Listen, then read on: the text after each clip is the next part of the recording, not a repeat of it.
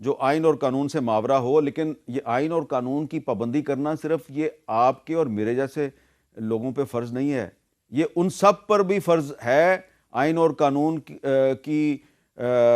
کا خیال رکھنا اور آئین اور قانون پر عمل درآمد کرنا، جو اس آئین کو ہمیشہ توڑتے ہیں اور ان کو کوئی پوچھنے والا نہیں ہے۔ اور میر صاحب آزادی کا سال اس کو مان رہے ہیں عمران خان صاحب، واقعی ان کے لیے آزادی کا سال ثابت ہونے جا رہے ہیں؟ ایسے کوئی آثار نظر آ رہے ہیں آپ کو؟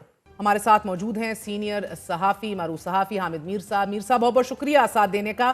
سر ابھی پوری ایک داستان ہے 2024 کی، عدلیہ کے حوالے سے، عدلیہ کے اختیارات کے حوالے سے، عدلیہ کی ساکھ کے حوالے سے بتائیے گا کہ آنے والے سال میں آپ کو یہ تقسیم جو ہم نے عدلیہ میں اس سال اتنی نمایاں ہوتے دیکھی ہے، وہ کم ہوتی دکھائی دے رہی ہے، ساکھ بحال ہوتے دکھائی دے رہی ہے، اختیارات جو ہیں وہ کہیں نہ کہیں مضبوط ہوتے دکھائی دے رہے ہیں؟ دیکھیں 2024 میں جو پاکستان کی جوڈیشری ہے، اس نے دو وجوہات کی بنا پر اپنی جو ساکھ ہے اس کو کھویا ہے، اپنی کریڈیبلٹی جو ہے اس کو کھویا ہے۔ پہلی وجہ تو یہ تھی کہ ججز جو ہیں وہ آپس میں تقسیم تھے اور ایک دوسرے کے ساتھ نہ صرف لڑتے تھے بلکہ بھری عدالت میں ہی وہ ایک دوسرے کے خلاف ریمارکس دینا شروع کر دیتے تھے۔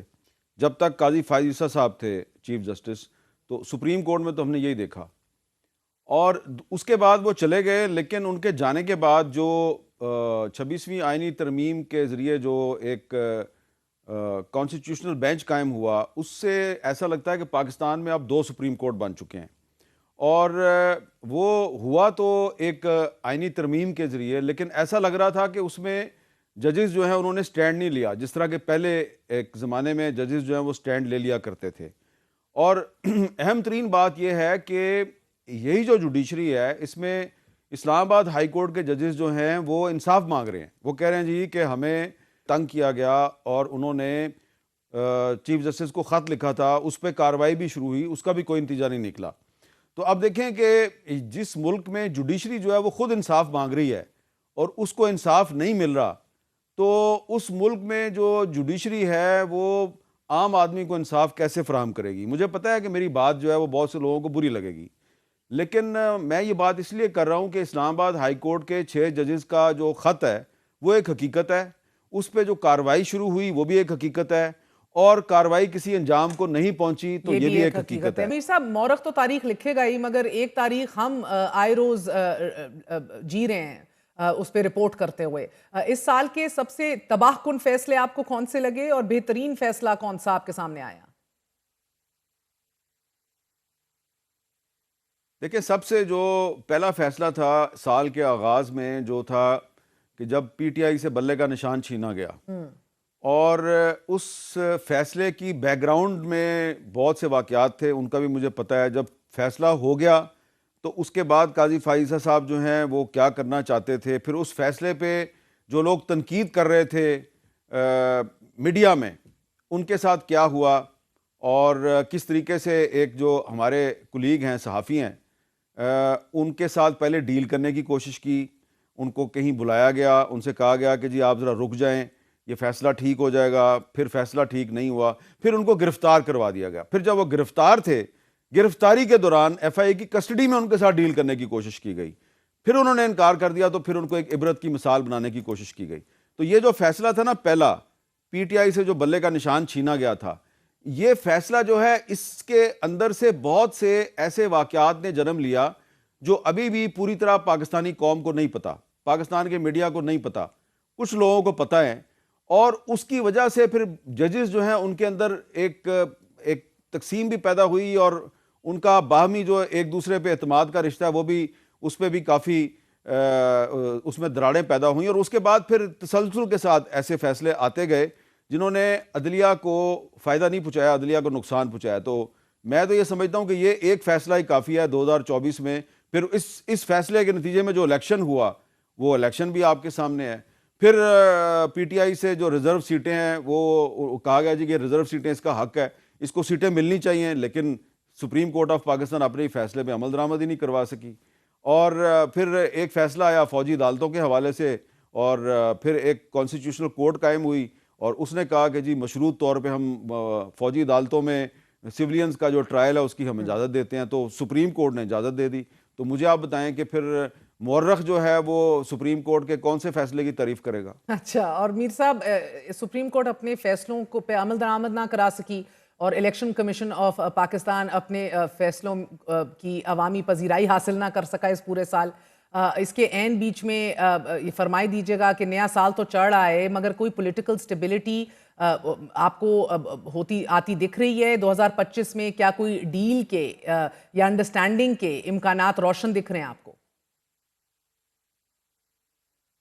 سب سے پہلے تو میں یہ آپ کو کہوں گا کہ یہ جو آخری دن ہے سال 2024 کا 31 دسمبر، اس دن گلگت بلتستان کے ایک سابق چیف منسٹر خالد خورشید کو ایک تقریر کرنے کے الزام میں 34 سال قید کی سزا سنائی گئی ہے۔ ایک اینٹی ٹیررسٹ کورٹ نے ایک سیاستدان کو صرف ایک تقریر کرنے پہ 34 سال قید کی سزا سنائی ہے۔ بڑا مقدمہ امیر صاحب اس سال ضرور سامنے آیا۔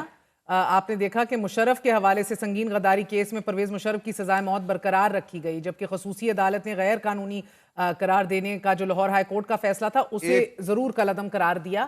This was with Zulfiqar Ali Bhutto. ایک چیز میں آپ کو یاد دلا دوں، جی ایک بات میں آپ کو یاد دلا دوں کہ ٹھیک ہے، یہ ایک دلیل دی جاتی ہے جی کہ پاکستان میں جناب ایک بہت بڑے جج تھے قاضی فائز عیسیٰ صاحب، انہوں نے پرویز مشرف کی موت کا فیصلہ برقرار رکھا، انہوں نے ذوالفقار علی بھٹو کو بھی انصاف دے دیا، لیکن کب دیا؟